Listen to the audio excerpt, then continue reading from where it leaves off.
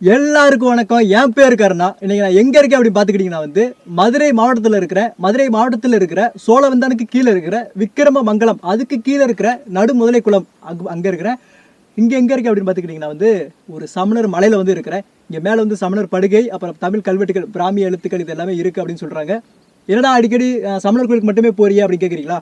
மதுரையை சுற்றி அந்த காலத்தில் நிறைய சமணர்கள் வாழ்ந்துருக்காங்க. அதுக்கப்புறம் சமண கழுவேற்றம் அப்படின்னு சொல்லி நிறையா, அது ஒரு பெரிய வரலாறு. நம்ம அதை பற்றி கொஞ்சம் தனியாகவே பார்க்கலாம். இதோட கொஞ்சம் முடிஞ்சிடும்.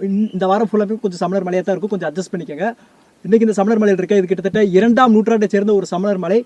மேலே சமண படுகைகள் இது எல்லாமே இருக்குது. அதுக்கப்புறம் தமிழ் பிராமிய கல்வெட்டுகள் இது எல்லாமே இருக்குது அப்படின்னு சொல்கிறாங்க.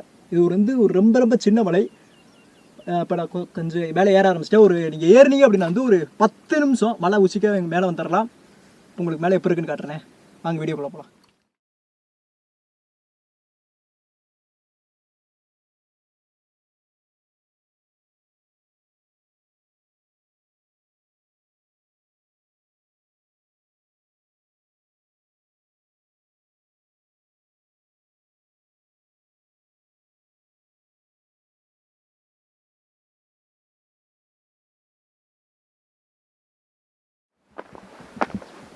மேலே வர்றப்போ இந்த மாதிரி அம்புக்குறிகள் நிறைய இடத்துல போட்டுருக்குறாங்க.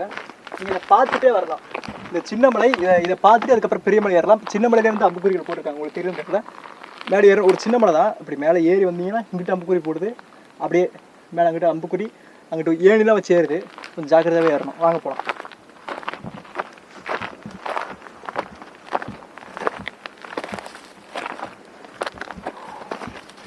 பார்த்துவா.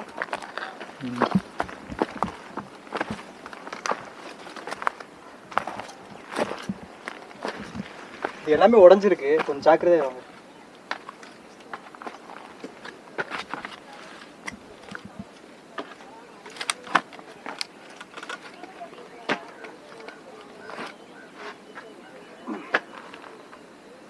குடிக்காம பார்த்தோம்.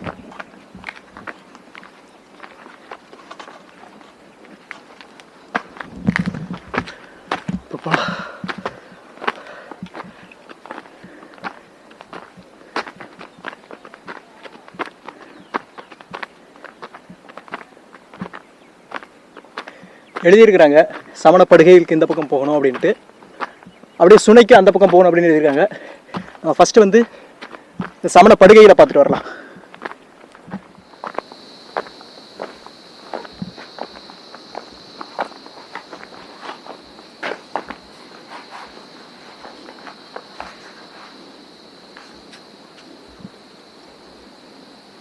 சமண படுகைகள் தான் தெரியுதா பாருங்க. இது எல்லாமே படுகை. படுகை அப்படின்னா படுக்கை அப்படின்னு அர்த்தம். 3 4 5 6 7 8 9 10 11 12 13 14 15 16 கிட்டத்தட்ட ஒரு 16 படுகைகள் இருக்கு. நல்லாவே இருக்கு. பாருங்க, தமிழ் பிராமி கல்வெட்டுகள் இதெல்லாம்.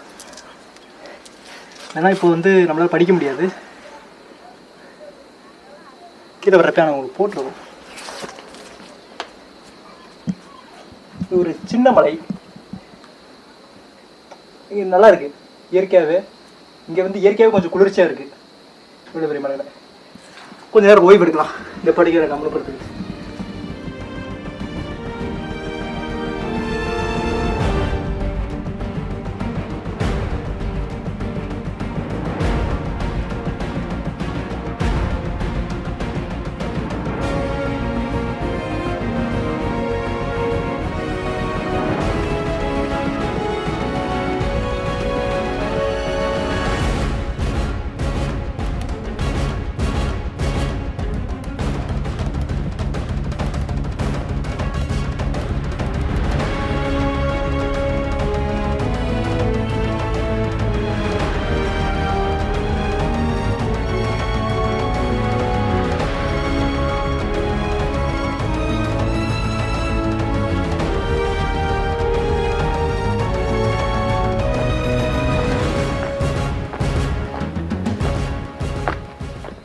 வந்து கிட்டத்தட்ட 2ஆம் நூற்றாண்டை சேர்ந்த ஒரு சமணர் மலை தான்.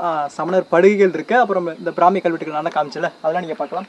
பார்த்துட்டு அந்த பக்கம் வந்து ஒரு சுனை இருக்குது, நீங்க அப்படி பார்க்கலாம். ஆனா இங்கிட்ட இருந்து பார்க்கறதுக்கு கொஞ்சம் அழகா இருக்கும், இங்கிருந்து பார்க்கறதுக்கும் சீனிக்கு நல்லா இருக்கும். பட் என்னன்னா இதுக்கு அங்கிட்டு எந்த இதுவுமே கிடையாது.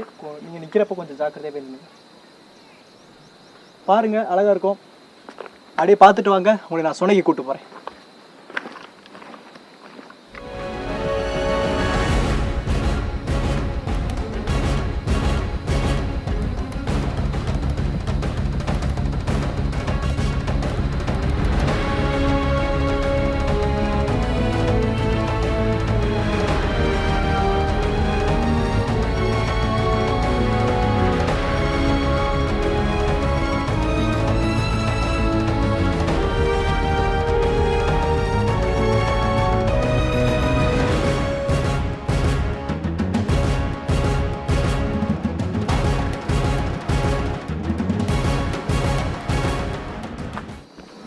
இந்த இருக்கு பார்த்தீங்களா சொன்னேன்.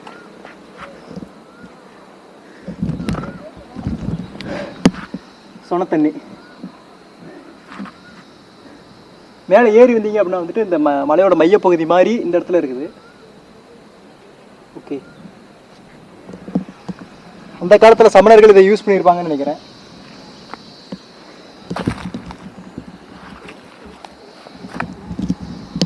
இந்த தண்ணி அப்படி கீழே போகிற மாதிரியும் வழி செஞ்சுருக்கிறாங்க.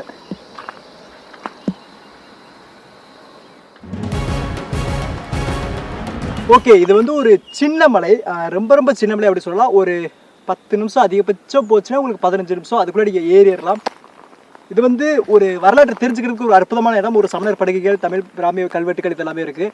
நீங்கள் வந்து பார்க்கணும்னா வந்து பார்க்கலாம். எப்படி வரணும் அப்படின்னா வந்துட்டு மதுரையிலேருந்து ஒரு 26 கிலோமீட்டர், திண்டுக்கல்னு சேர்ந்து பார்த்துட்டிங்கன்னா வந்து ஒரு 45-46 கிலோமீட்டர் சம்திங் வந்து வரும். இதுக்கு வந்து பஸ் இருக்குது. சோழவந்தான்லேருந்து இங்கே வந்து நடு முதலைக்குளம் அப்படின்னு பஸ் இருக்குது. நீங்கள் வரலாம், உங்களுக்கு விருப்பப்பட்ட வந்து பார்க்கலாம். நான் கூகுள் மேப் வந்து டிஸ்கிரிப்ஷனில் கொடுக்குறேன், செக் பண்ணிக்கோங்க. ஒரு சின்ன இடம், நீங்கள் வந்துட்டு வரலாறு தெரிஞ்சுக்கிறதுக்கு ஒரு அற்புதமான இடம்.